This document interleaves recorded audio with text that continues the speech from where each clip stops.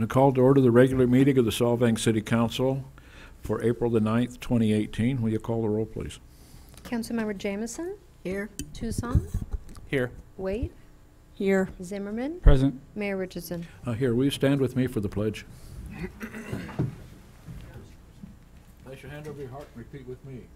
I pledge allegiance to the flag of the United States of America and to the republic for which it stands, one nation under God, indivisible, with liberty and justice for all.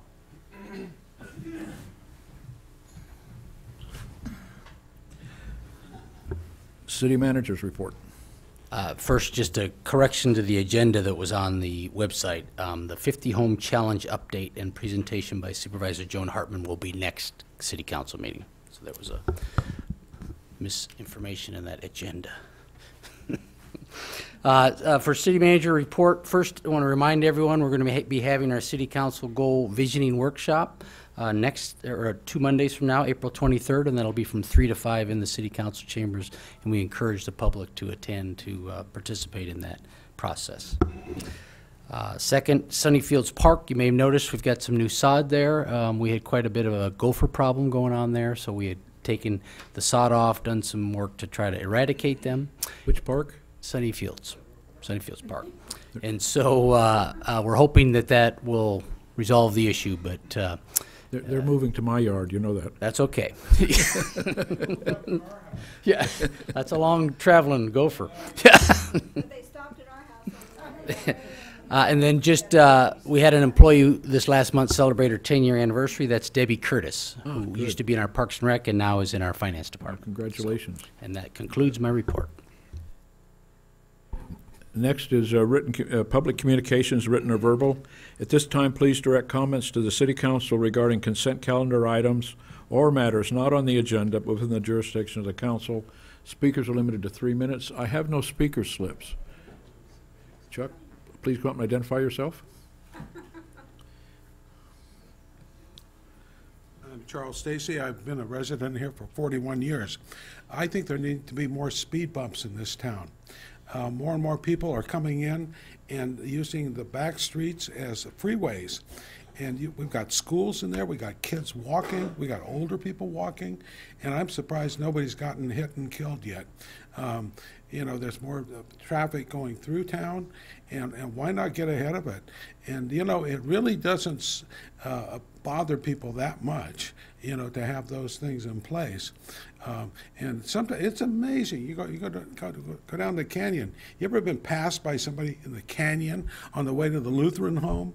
Yeah, I've had that happen to me 3 times. You know, I mean, people are just out of their minds. And so speed bank, you know, that light, that flashing light has really helped. But there are a whole bunch of places in town that really need that. And I just think it's only going to get worse as we get more and more tourists, and so with more and more people trying to get through too fast, and the speed bumps help. Thank you. Thank you, Chuck. Is there anyone else that wishes to speak at this time? Seeing none, we'll go on to the next item on the agenda, which is council comments and requests. Would you like to start, Ms. Jameson? Sure. You can see up here on the dais that we have some pinwheels, and I've passed some out to people in the audience. It is Child Abuse Month, and if you go by the Veterans Home, there's 142 or 132? 130, I was wrong both ways. 138 pinwheels there, and each pinwheel stands for 5 children. But I think they misinterpret that. I think it's 5 calls, 5 investigations, so it could be the same child a number of times. So there are methods now that you can report what you believe is child abuse. They won't take your name. Call 911 and let them know, and they will try to investigate. That's all I have. Thank you. Mr. Tucson? No comment time. Ms. Waite? A couple of comments. I was hoping Joan Hartman would be here because I was hoping that she might quickly mention the push for Proposition 68, which is the Clean Water and Safe Parks Act that will be coming up on the June 5th ballot. So I just ask the public to pay attention to that and get more information. Then my next comment is just, it's a general comment that, and looking at our agenda items, something that I had noticed before I was on the council, and since I've been on the council, and that I'm hoping that we can take a look at going forward, and I know we can't take action on any item such as this evening, but going forward in the name of integrity and transparency, I think it might be a good idea for our council to review, considering having labor attorneys and city attorneys review the salaries, not just for the city manager and non-union employees, but for all of the employees. So I just wanted to put that out there to the council members and to the public. We did do a salary survey last year. Is that what you're referring to? So I think what she's referring to is the, we're potentially going to bring it up on the agenda to have our city attorney do the labor negotiations. Yeah, we're going to be discussing that in closed session tonight. I didn't go into detail. I just Yep. wanted to bring that up further with the council at some point. Mr. Zimmerman. No comment tonight, just welcome everybody. Thank you. I just want to remind folks of what the city manager said about the workshop, that we're going to have a goals workshop next council evening on it's 3 o'clock in the afternoon. Yep. Till 5. And the public is invited. We encourage the public to attend, and because we're looking for their input also. We've had goals in the past, and evidently our goals have mostly been met, and so we're looking for new goals to accomplish. So I'd encourage the public to come to that workshop the Monday, the 23rd. 23rd. Thank you. Correspondence received from the council. I don't believe we have any. Well, we had one I'm sorry? we had one piece in our mailbox regarding is it Los Alamitos? Oh, yeah, that. Oh, dang, I forgot to bring it with me. Yeah, we'll put that in the next packet. Yeah. We've received mail from Los Alamitos mayor regarding the sanctuary city and an opposition to the sanctuary city within the state. So I imagine we'll discuss whether or not we bring that back as an agenda item to consider. The consent agenda. Does anybody wish to pull any of the items off the consent calendar? If not, can I have a motion? Actually, I had a couple questions about the warrants, I believe. All right.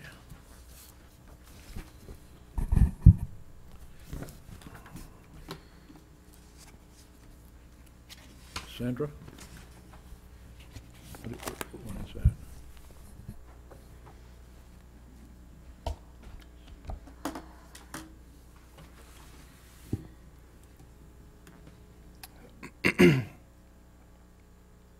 Oh, so I guess the only two things was there was a no-show fee for JPIA, and I was wondering if maybe we could ask for a courtesy on that one.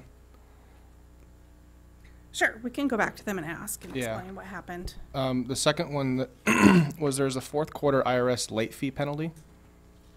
So I guess that's the first one I've seen. So if we have a good history, should be able to call the IRS and they'll probably waive that, but I don't know. No, they won't waive that. It's related to They- payroll, and during our Okay. transition of people doing the payroll, we missed a deadline for the payroll taxes. Okay. So they pretty much assess interest and penalties, and you get what you Yeah. get. There's I'm, really and I'm no- very familiar with that, but Yeah. sometimes they will actually waive if you make that phone call to them. We can try. So Yeah. yeah. It hasn't been my experience that they'll waive those, Yeah. but we can certainly try it. I think that was it on that one. Thank you, Sandra. Does anybody else have any items they wish to pull? If not, can I have a motion accepting the consent agenda? I so move. Is there a second? I'll second that. Will you call the roll, please? Councilmember Jameson, Yes. Waite, Yes. Toussaint, Yes. Zimmerman, Yes. Mayor Richardson. Yes, and that passes with a 5-0. On to the regular agenda.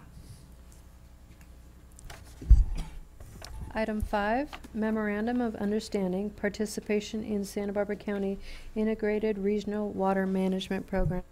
Staff report? Alrighty. Good evening, Mayor Richardson and council members. Matt Vanderlinden, your Public Works Director and City Engineer. So the Integrated Regional Water Management Plan is a regional-focused water resources planning document. The process of preparing and updating this water management document is intended to promote regional planning and foster cooperation and collaboration among local agencies to achieve regional objectives. Several years ago, Prop 50 grant funding was made contingent upon participation in a regional, integrated regional water management plan. Therefore, approximately 29 cities, special districts, water companies, and joint powers authorities throughout the Santa Barbara County, including the city of Solvang, partnered to prepare the first ever regional IRWIMP, or Integrated Regional Water Management Plan, which was completed in 2007. So an IRWIMP program is needed in part because eligibility for State of California Water Resources grant funding is now contingent upon continued participation in a regional IRWIM plan, and because the complexity of water resources challenges facing local agencies throughout the state requires regional cooperation and coordination. The Santa Barbara County Water Agency has made the commitment to continue to be the lead agency in this effort and pay for 50% of the costs, with the remaining 50% shared by the other partner agencies based on population. To date, on behalf of the 29 cooperating partners within the Santa Barbara area, IRWIMP region, who assisted in the preparation of the IRWIMP plan, the Water Agency has applied for and been granted approximately $32 million in funding for 24 water-related projects within the county. So that's over the last 10 years. On November 4, 2014, the California voters approved Proposition 1, the Water Quality, Supply, and Infrastructure Improvement Act of 2014, and Prop 1 authorized the statewide appropriation of $510 million in IRWIMP funding for implementation, planning, and disadvantaged community involvement efforts. The 6 regions within the Central Coast funding area have been allocated a total of $43 million over the expected appropriation rounds of fiscal year 17-18 and fiscal year 19-20. The Santa Barbara IRWIM region expects to receive approximately $6.3 million in Proposition 1 project implementation round funding in either fiscal year 18-19 or 19-20. The 2007 IRWIM plan was updated in 2013, and another plan update is expected this year. Agencies such as Solvang have the opportunity through the through a competitive process to submit projects for inclusion in the IRWIM plan update and consideration of grant funding. City staff has identified several water resources projects from our 10-year capital improvement program to include in the 2018-19 update of the IRWIM plan. Our top priority projects, our top priority projects will be submitted for consideration of grant funding along with numerous projects from other agencies within our region, and projects will be reviewed and scored by a project selection committee within the Santa Barbara County region, and the top scoring projects will be recommended to DWR for grant funding. The MOU commits partnering agencies to fund the ongoing IRWIM program and to fund the development of future IRWIM plan updates for the Santa Barbara County region. Staff recommends that the City Council approve the MOU with the Santa Barbara County Water Agency to continue participation in the countywide IRWIM program.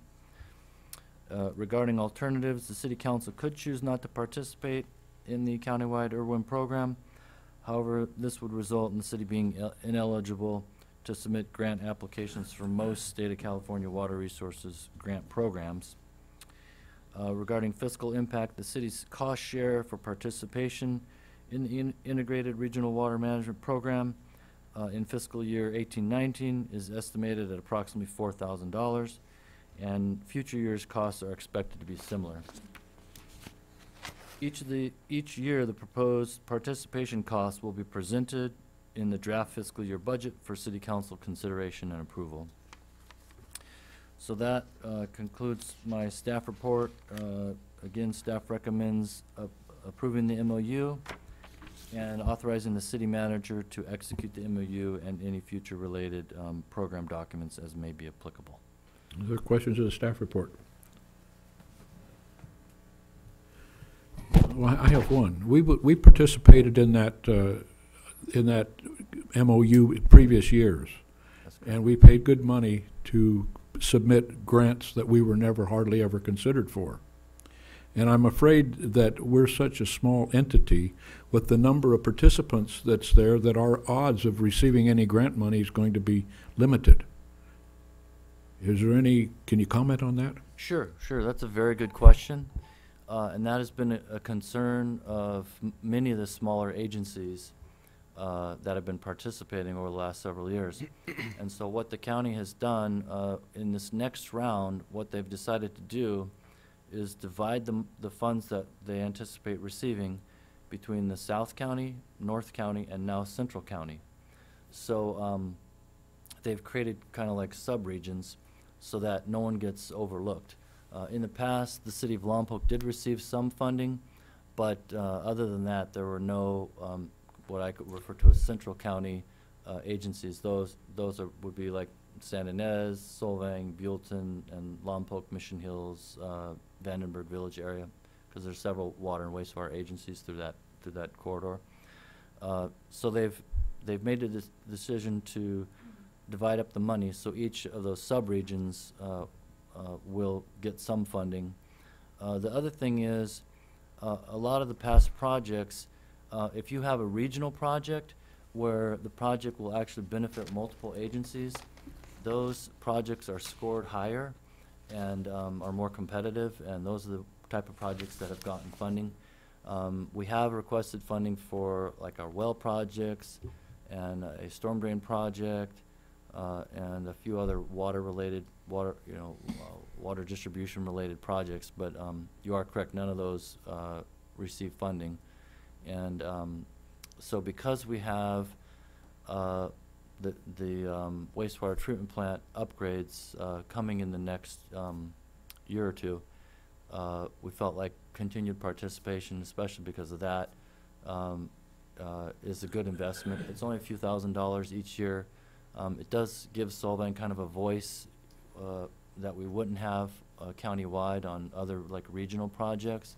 So there's that additional benefit to the city. But particularly because we have this upcoming project which could have regional benefits and benefit multiple agencies, we think it'd be a good idea to continue to participate. Even if we don't get any funding, it does still give the city of Solvang a voice. Right now we have we have a little bit of a little bit more water and wastewater experience than some of the other participating agencies, the staff that they send.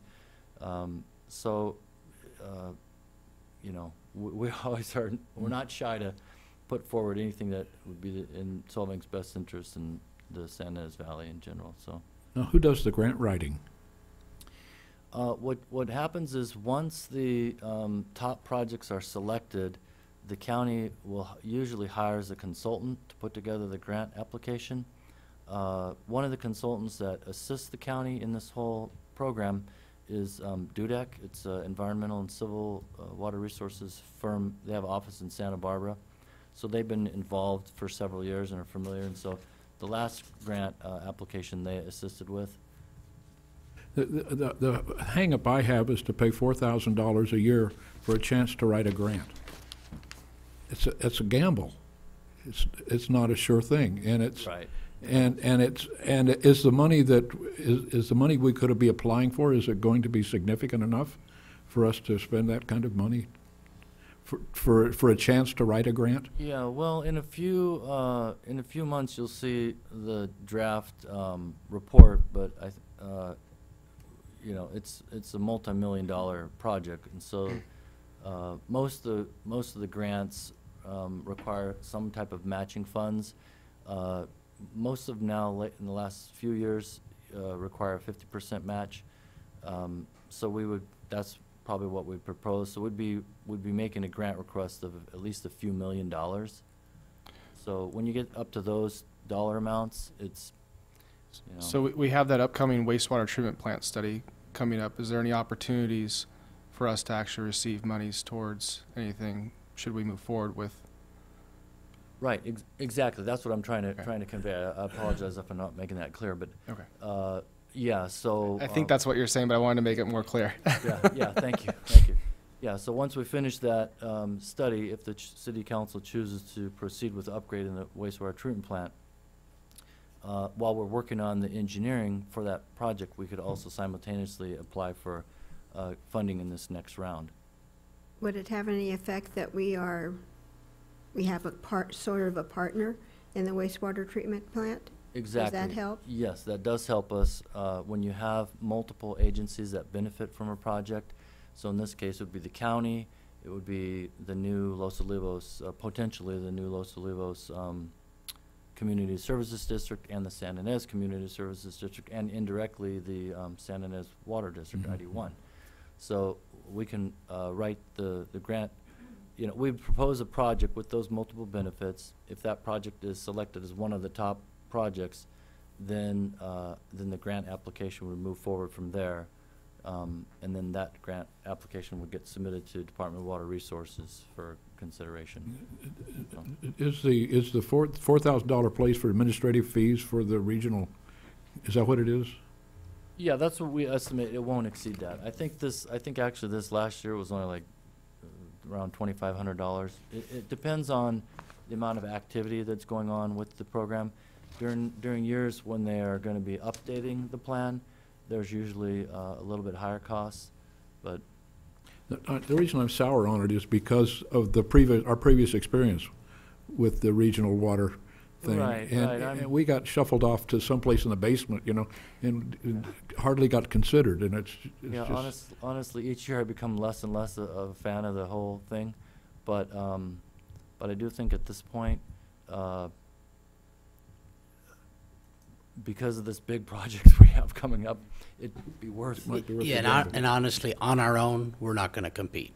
So if in fact we pull out of this and we wanted to do our grant on our own, we're not going to compete well. They're looking for regional plans, and that's what this is. That's what they tend. The state's big on doing regional assessment of everything, and so we could pull out of this group, but that would really limit our any grant opportunities without having been a participant in their one.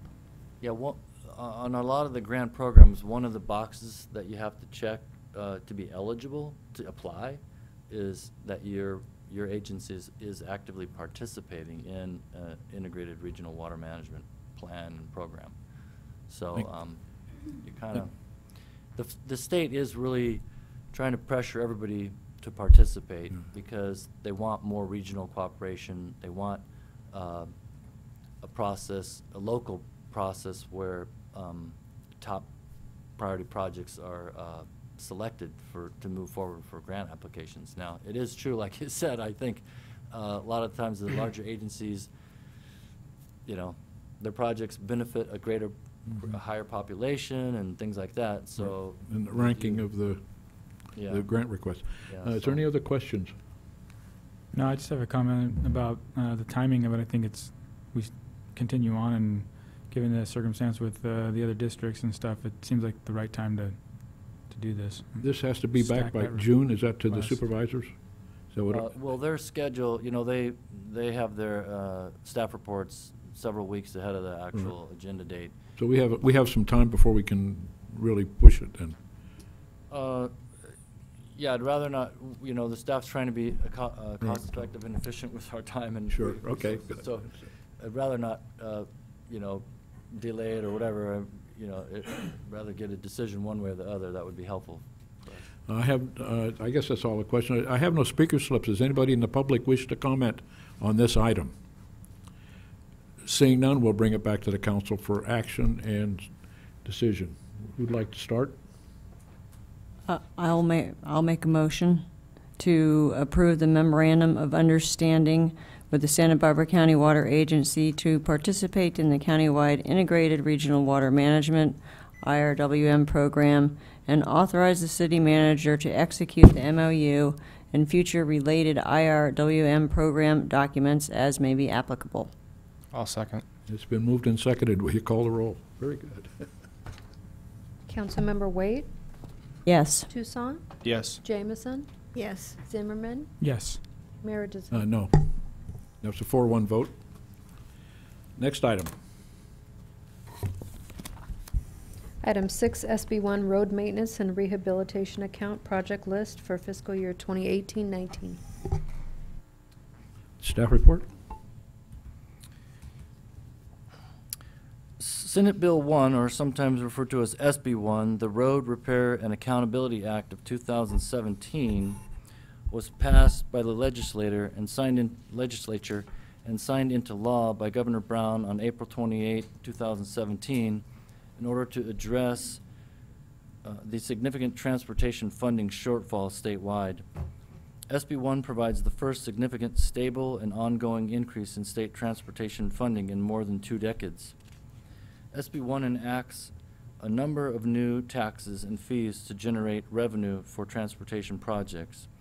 The most significant new taxes are the 12% gasoline excise tax and the 20 cents diesel excise tax.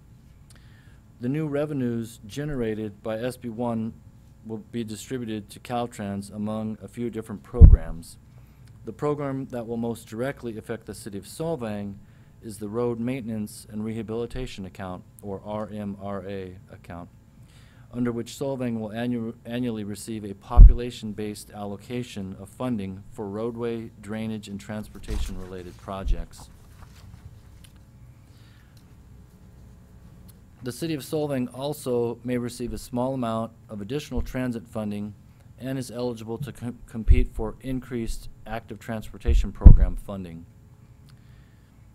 The RMRA program includes accountability and transparency provisions that will ensure the residents of Solvang are aware of the projects proposed for funding in our community and which projects have been completed each fiscal year.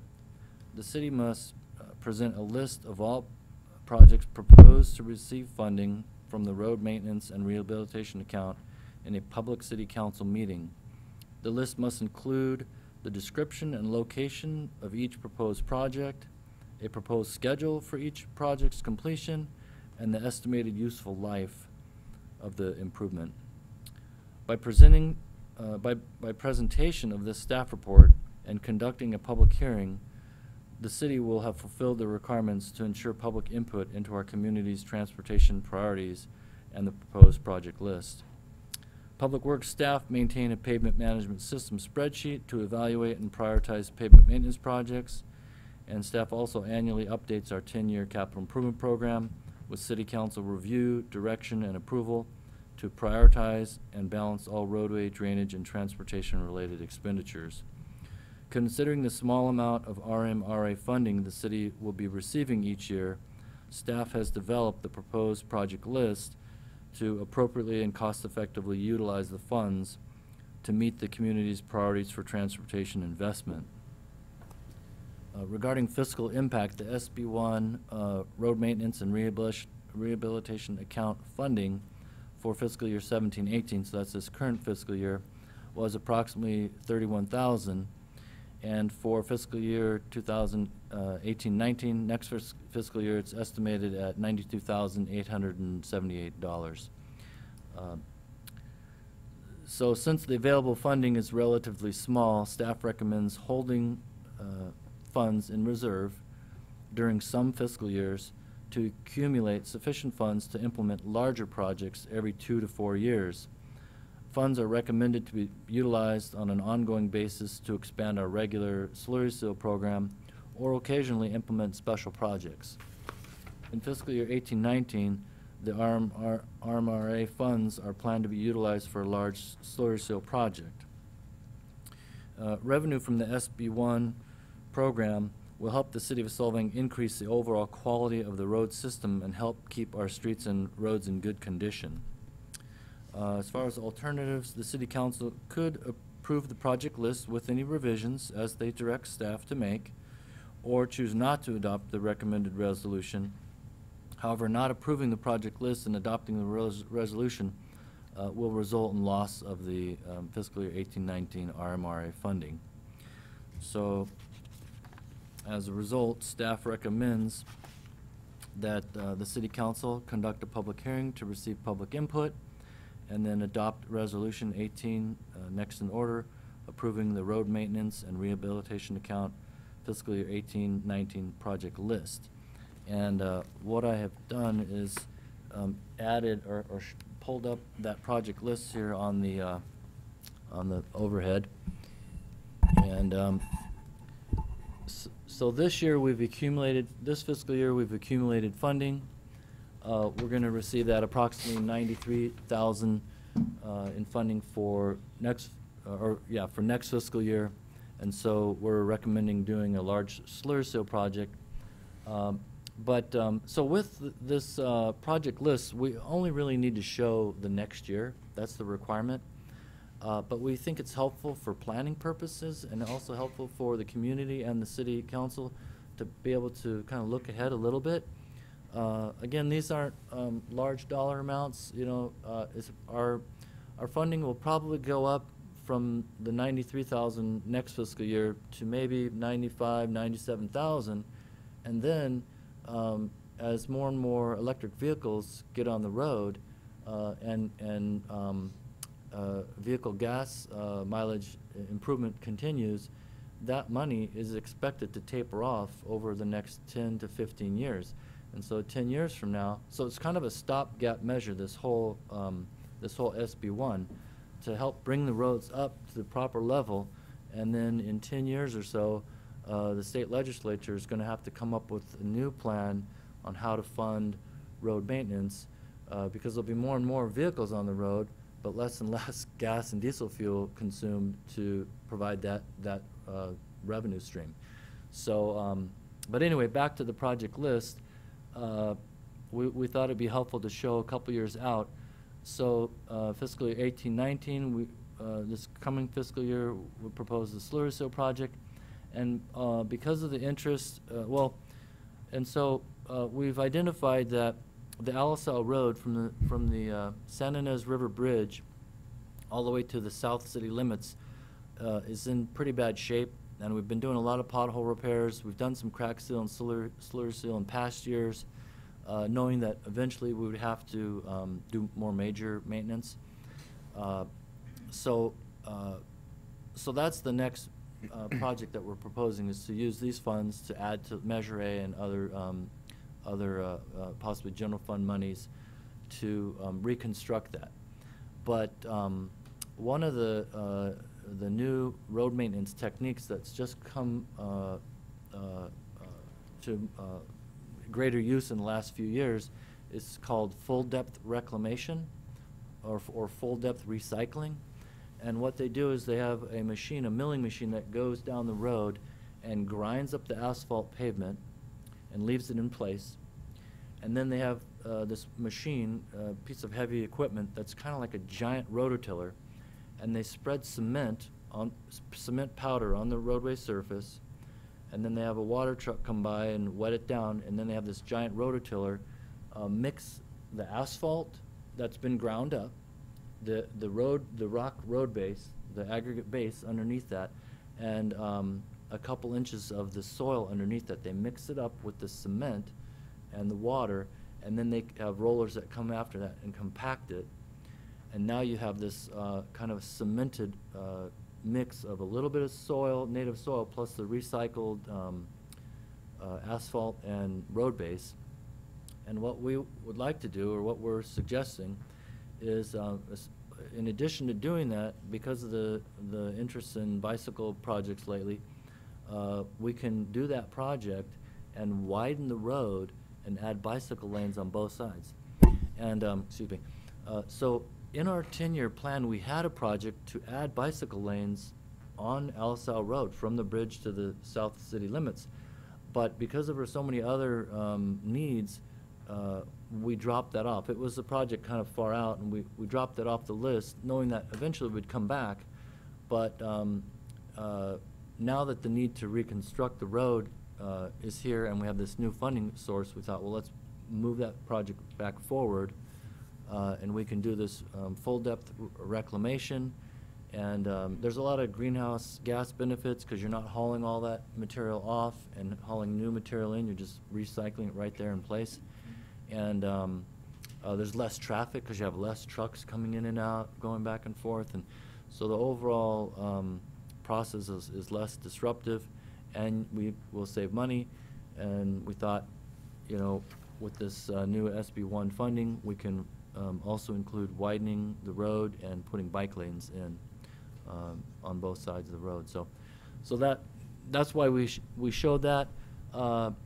If you don't like that, you can direct us now to change it, or you can just leave it as a placeholder. Next year, again, next year we so, you know, fiscal year 1920, you could tell us we'll be just accumulating the funds, not using it. So you basically have 2 years. If you want to change your mind and do something different, you can tell us, or you can give us alternative direction tonight, and we can just revise it. And however, we would request that you approve it with any revisions. If you do want us to make any revisions, approve it with the understanding we'd incorporate those revisions. So. Are there any other questions of the staff report? Karen? Yes. So is this kind of a use it or lose it scenario? So if we don't adopt the resolution, then there's a possibility that we could lose funding for this. Is that what you said? I didn't state that, but that is correct. Yeah, so year by year, if you don't pass a resolution, you only get penalized the 1 year. But the deadline for submitting the project list to the state is May 1st. So that's why, and we didn't want to wait to the, you know, right to the end. I try not to procrastinate whenever possible. So, But yeah, we- so if we don't, We can adopt this and then still revise. It doesn't set this in stone yet. The it would project. only set the first row, First one, the row, okay. 18-19. Yeah, because that's the only, really the only year the state looks at. Mhm. The other 2 years are just for your benefit and the community's benefit. Okay. Matt and I have had emails back and forth about the condition of LaSalle Road south of the bridge and how the shoulders are such a mess and they're really a hazard. Yes. I'd like to see something done out there sooner than later. I've had probably a dozen phone calls from people that live on the ranch, and now that they have dinner out there every Wednesday and Friday for the public, a lot of the people were not aware of how badly damaged the shoulders were. So I don't know, I'm just proposing that to you at this time. Well, I should comment, so because of, there's a few areas that are in need of immediate attention, and so we're in fiscal year 18-19, just using general fund monies, we're proposing to do what we call skin patches. It's basically a fine asphalt mix, and you put it down in a thickness of about 1/2 inch to 1 inch, and they can do that really inexpensively. They just patch over the existing area. We've done that in other areas, and you probably weren't even aware, but it's basically a patch that generally lasts about 4 years and performs well for about 4 years, and we'd only be spending less than $50,000 to do these skin patches in a few of the bad areas. This project here is probably like $800,000 or $900,000 project, because it's, you know, from the bridge, it's almost, yeah. I think it's almost 2 miles. I'm yeah, not so concerned about the road. I'm concerned about the shoulders. There are no shoulders. You know, they're drops like this off of the pavement. And you can see where cars have gone off into the mud. So what are we going to do about that between now and then? We can address that also. Generally, in those type of areas, we excavate any kind of clay type soil out of there and put road base in there, a gravel road base. We can do that. So can we do that on both sides, sooner than later? Yep. Please? Can. Then I can tell the people that live out there that this is going to happen. And the people that go to dinner out there, I can tell them this is going to happen. Yep. Okay. They shouldn't have to go down the road, they should go through the gate. No, you're not supposed to do that. I lived out there. You're not supposed to do that. You can tell them to stay on the road, too. That's a better part of it. That is true. That is Well, true. you know, I did pass Joni going to the Alisal earlier.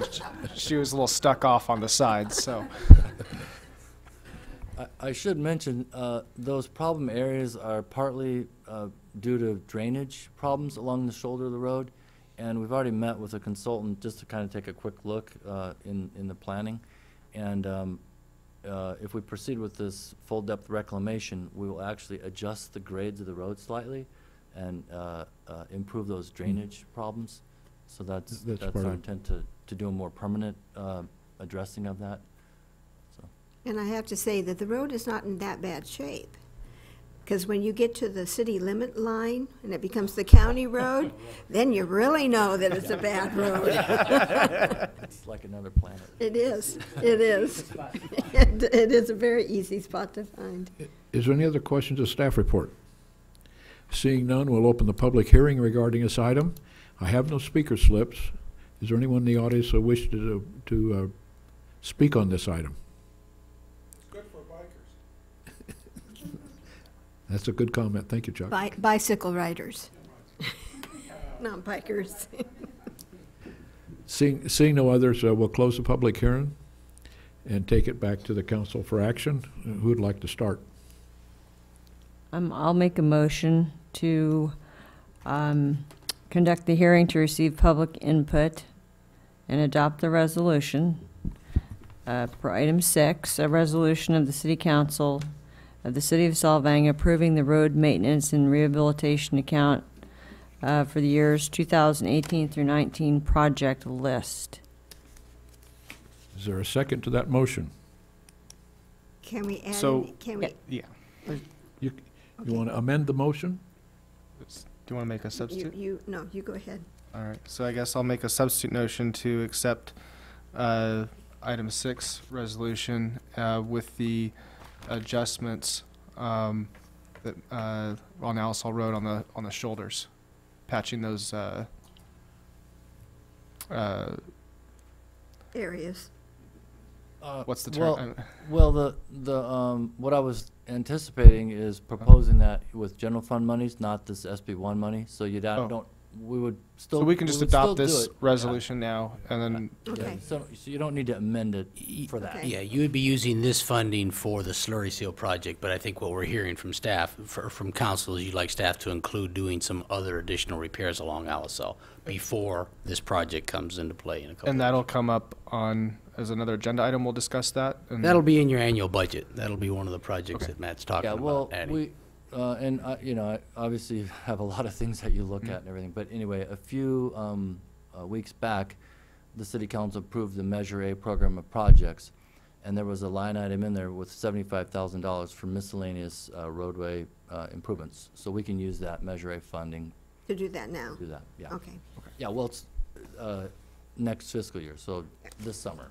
So all we really need right now is a motion to adopt staff recommendation on item 6. And That's what Karen made. So you Karen made just that need to motion second already. it. So I'll second that. Okay, the motion's been made and seconded. Will you call the roll, please? Councilmember Waite, Yes. Toussaint, Yes. Jameson, Yes. Zimmerman, Yes. Mayor Richardson. Yes. That passes with a 5-0. Thank you. On to item 7. Item 7, City Council, Solvang City Council Library Ad Hoc Subcommittee. Staff report. Mr. Mayor and members of the council, at your April 24th, 2017 City Council meeting, you created an ad hoc subcommittee regarding funding of the Solvang Library. The council members Jameson and Toussaint are the two members on that committee. Operation of the Santa Barbara County Libraries is through a four-party agreement between the County of Santa Barbara and the cities of Santa Barbara, Lompoc, and Santa Maria. The Solvang Library is currently in Zone 1, which is run by the city of Santa Barbara.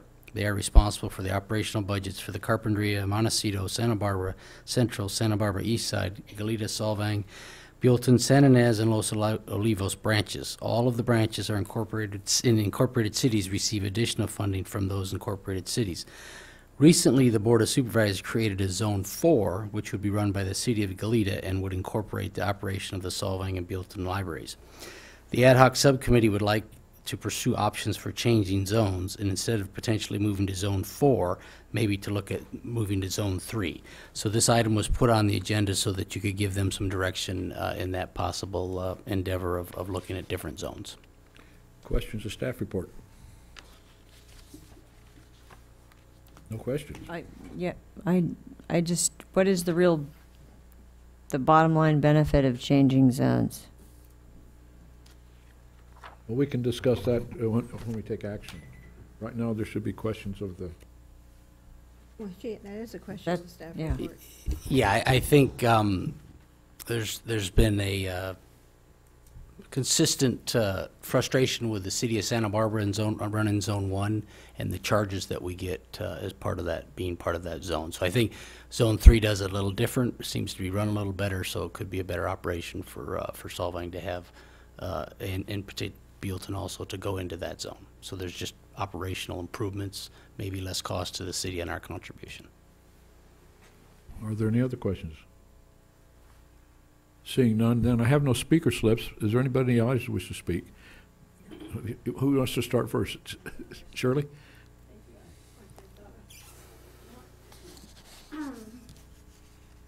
Okay, first of all, I'd just like to say that the Board of Supervisors, in addition to making the change that Brad mentioned about Zone 4, they also said that they would have like to see Buellton and Solvang incorporated within the year. So it is a really good time to look at alternatives. In addition to that, they passed some really important things. One being that there's now a 20% cap on administrative fees, which include allocated fees, and that applies to all the zones. And one other thing that we can thank Judith Dale for is that the past part of the motion was that they're going to, excuse me, take 5% off of the per capita and use that for libraries in need. And the Library Advisory Committee is the one to distribute those funds. And I think that basically tells you what happened at the Board of Supervisors.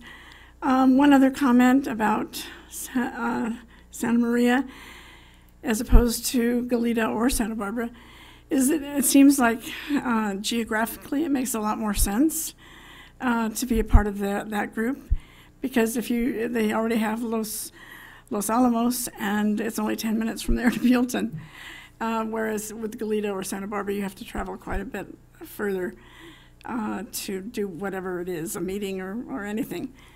So I think that's another benefit, especially tonight talking about the central zone as opposed to north and south. It just is. I think we're heading in that direction. I think that, and I think that's a good thing. So that's all I have to say. Thank you, Shirley. Judith?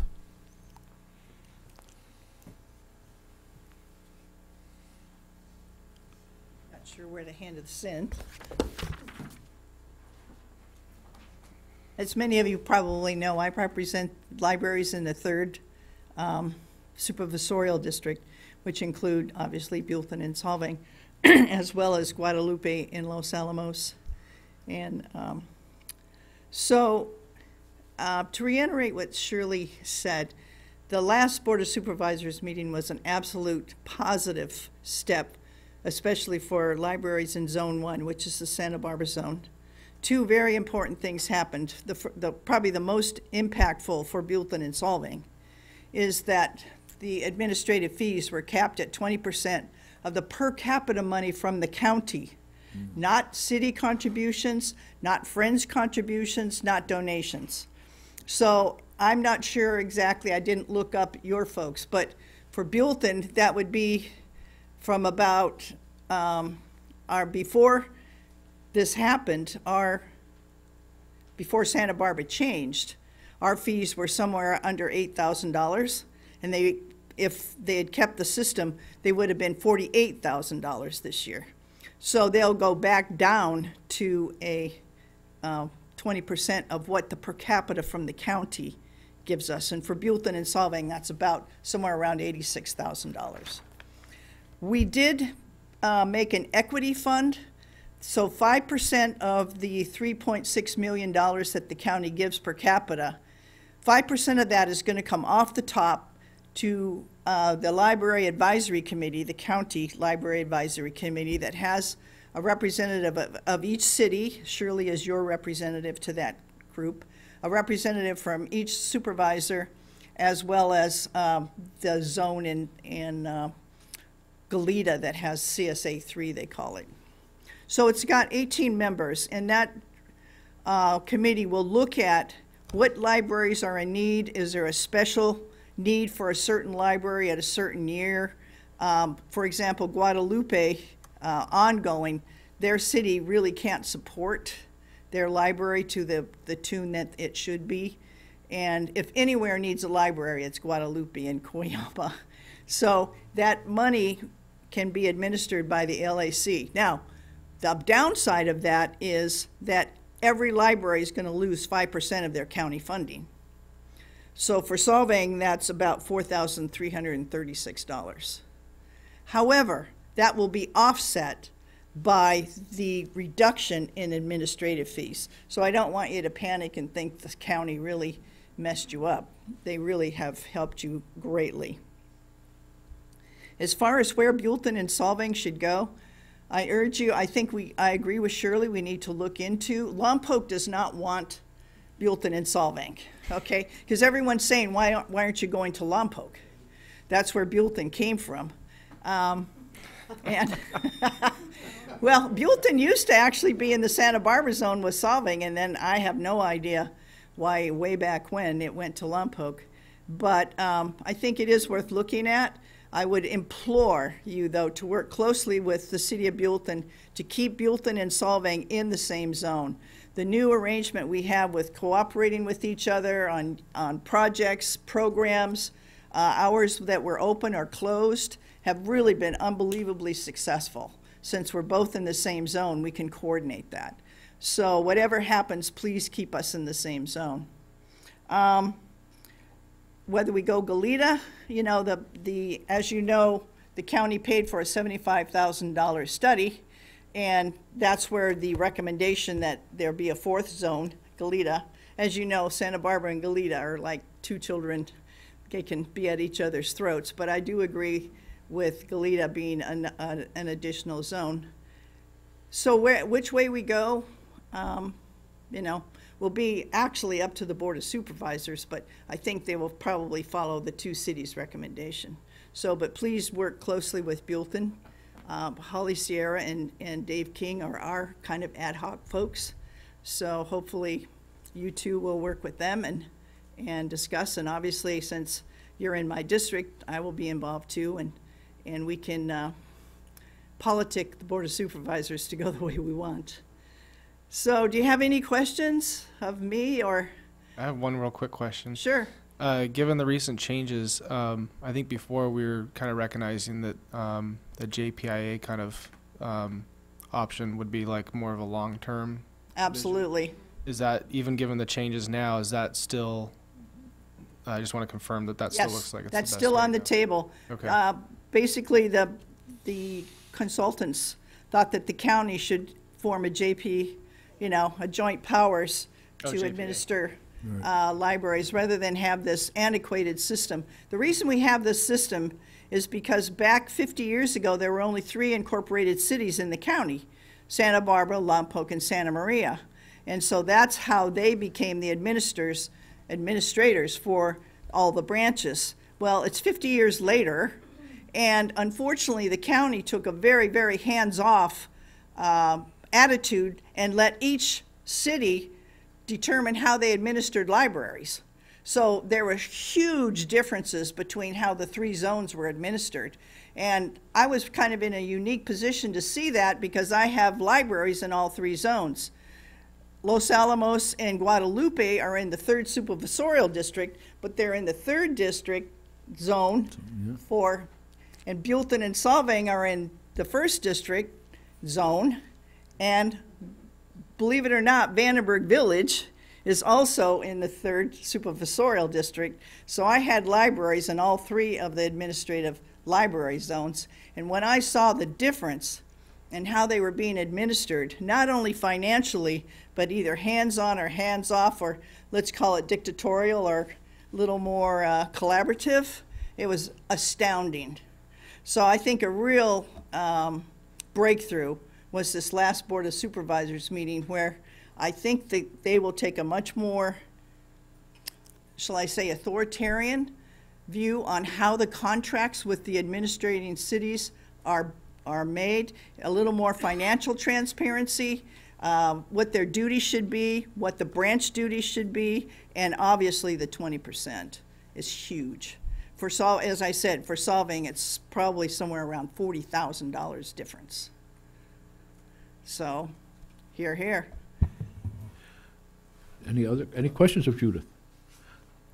Thank you, Judith. I just want to say too, Buellton and Solvang are kind of the poster children, and we really have been held up as prime examples of how small cities support their libraries. So my congratulations to you for supporting your library as well as Buellton. You know, we're kind of held up as the flagship cities and so we're kind of trying to bring along some other cities to support their libraries to the same tune that Solvang and Buellton support their libraries.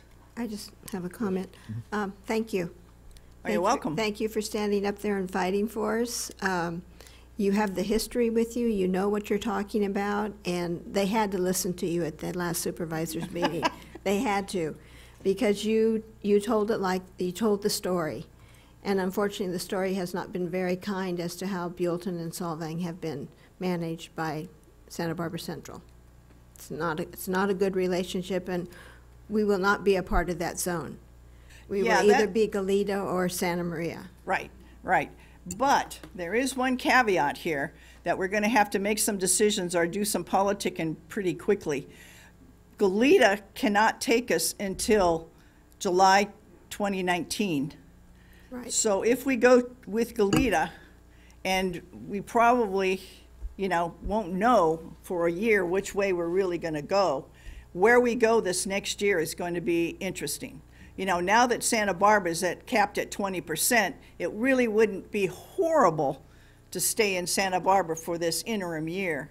But once again, that's up to our ad hoc committees to look into. As I say, the Board of Supervisors will make the final decision, but I think they will follow the two cities' recommendation. But that's something we're going to need to think about in the very near future, is what we do for this next year.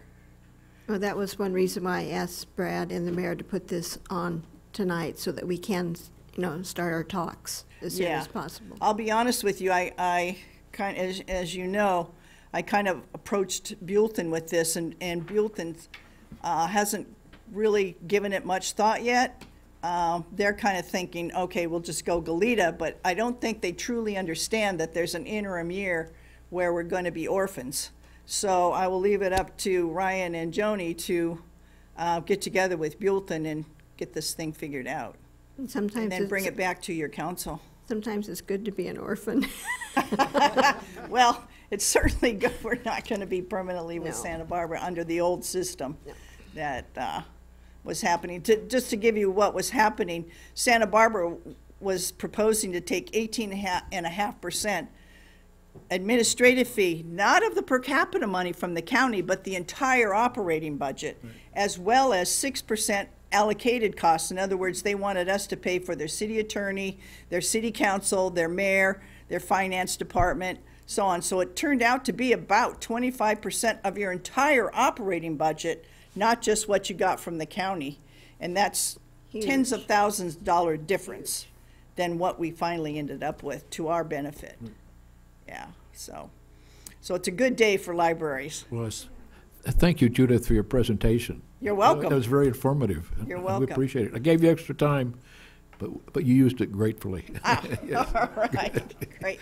Thanks. Well, and if any of you are interested, Shirley can get you, this 103-page study when if you can't go to sleep and you want a sedative, you can take a look. But it really has some good charts, some good information in it. Thanks. Thank you, Judith. Thanks for all you do. Yeah, I just wanted to also thank both of you for speaking. That's why I asked the question regarding the staff report, because I wanted to kind of hear it from the source, because I saw two viable options, and it wasn't clear to me that one needed to be made very quickly before the other one. So thank you. Is there anyone else that wishes to speak at this time regarding the library? Seeing none, we'll bring it back to the council for action. Comments? Motions? We need some direction. Ryan and I need direction we know what we want to do, but we need to hear from you if you would let us just check it all out. Check out going with Goleta and check out going with Santa Maria. Well, I'm sorry, go ahead. I don't want to.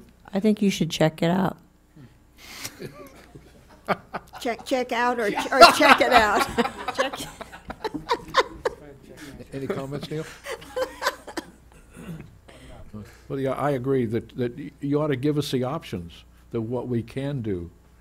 Okay. So, and I think our motion is to approve the library ad hoc subcommittee. No, this is to discuss and give them direction, possible direction. So you already have the ad hoc subcommittee that exists. So the direction is find out what's available for us to make a decision on. And if you favor one or the other, be sure and emphasize that for us. Good? Okay. Agree. That's a motion. Yeah, I don't know that you need, it's really just direction, so yeah. Okay. On to item 8, council member reports.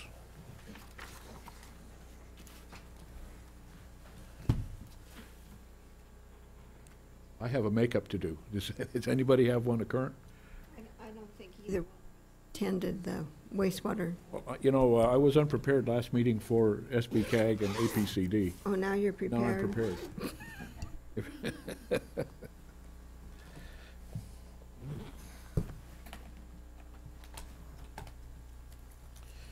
The meeting was held March 15th. The consent calendar included the 2018 traffic needs assessment, which the findings that it's interesting that there's a term called no unmet transit needs are reasonable to meet. So if they're unreasonable to meet, we can't meet them. And if they're reasonable to meet, we'll meet them, but there aren't any of those. Okay, thank you for that. Sounds like It's really something. Then the local transportation funds were applied for. The overall work program budget was discussed. The Highway 246 passing lanes on the way to Lompoc, they should be completed soon, like June. That's kind of what they're looking for. The ribbon cutting time is in June. And we received the executive director's report. Oh, and the SBCAG is immensely proud of the fact that they were able to get a train schedule to bring people from Ventura and point south into Santa Barbara for employment. The capper that really made it work was the flooding of the 101. And the fact that the folks that rode that train found that it was a good deal. So SBCAG is subsidizing those rail rides with Measure A funding and they've gotten a month's pass free. Since they've been having the first week has been a real hassle because of timing and those sorts of things. People were late to work and so on. They've extended those passes for those folks.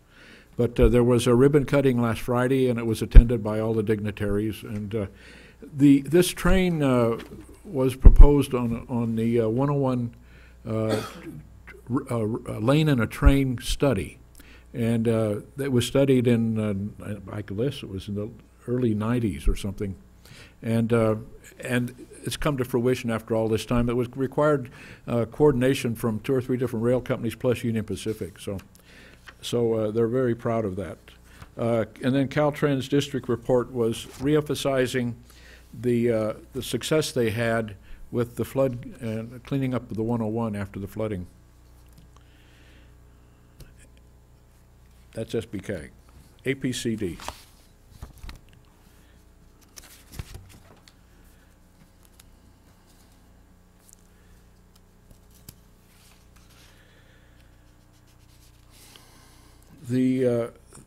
The administrative items were mentions of various committees and committee report meetings and minutes and so on. That's not significant.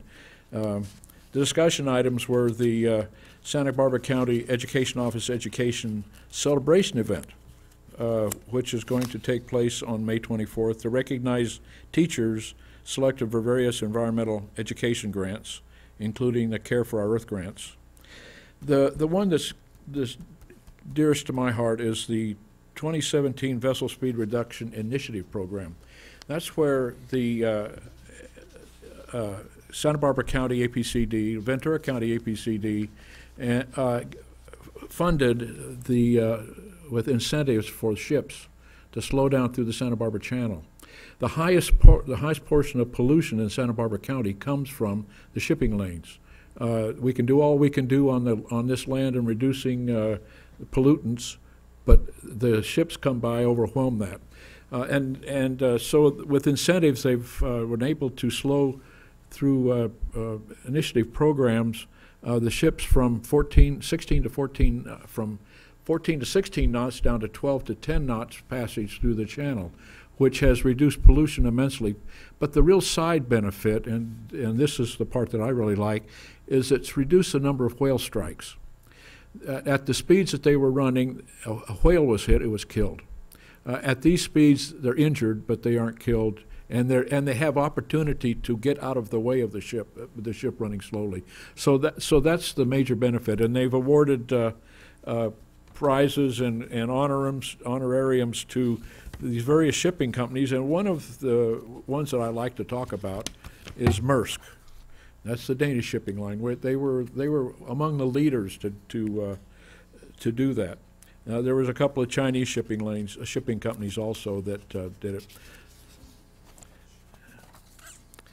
And this program is in the Santa Barbara Channel, but it's going to start an operation in the San Francisco Bay Area on the seaway inputs into the harbor, to San Francisco Bay, because it's been so successful here in Los Angeles and San Pedro. And that is the end of that report. Are there any other reports? Well, I have a report, although I didn't actually have a meeting, but I am involved with the League of California Cities, and I know that we all got this email, but I just thought it was really important for the public to hear the email that we received, and having not been on the council before, I don't know if we've ever put in for any of these particular awards. This particular one is called the Helen Putnam Call for Entries. It's the Helen Putnam Award Program. And basically, just receiving the email on April 6th, and the deadline is April 12th, was kind of short notice here. But they had award categories that I'm positive, and I really do think that at some point we could put in for one of these awards that I'm going to read out because I think we've touched on a number of them. The first one is Partnership Intergovernmental Collaboration Award. The next one would have been Community Services and Economic Development. Economic Development through the Arts, enhancing public trust, ethics, and community involvement. Health and wellness programs, housing programs and innovations, internal administration, League Partners Award for Excellence in City Business Relations, which I think we have, planning and environmental quality. Then we had public safety, public works, infrastructure, transportation, and then Ruth Reeland Award for engaging youth in city government. So I really do think that there are a number of these. There are probably about 3 that I see right off the top that could have put us in that category for submitting for an award. And I would like to see us maybe look at this going forward and consider it. Yeah, those are annual awards. Obviously, the deadline is real close, but we could look at that for next year. They do the same categories every year. Right. I'm encouraging us to apply, to put ourselves out there and show what we have done as a city. Thank you for that. Is there any other comments? With that, we go to closed session. Will you please read that, Lisa?